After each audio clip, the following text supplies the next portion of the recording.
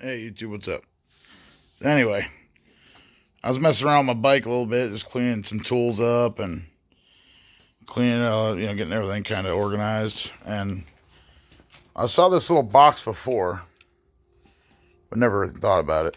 So I pulled it up earlier and was like, "What the heck is this thing?" Well, I did an FTC search on the ID number, and it's a freaking GPS tracker. So I just found a GPS tracker on my bike. This is an older one. So it's a GPS backed by CDMA. So uh, the dealer I bought it from didn't put. It's been in here a while too. You can tell.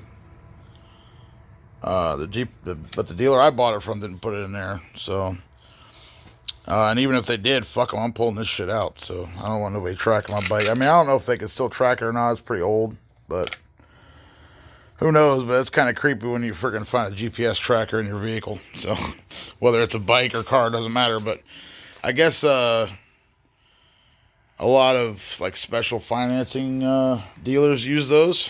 From what I looked up, for people with like bad credit, they'll put a GPS tracker on there. With cars, they even hook them to the starter to where they can trigger it remotely, and you can't start your car, which is kind of shitty. But I guess you got really bad financial history. I guess that's what you get. But this one's just hooked to the battery. I followed the wires down and it just goes straight to the battery, positive, negative.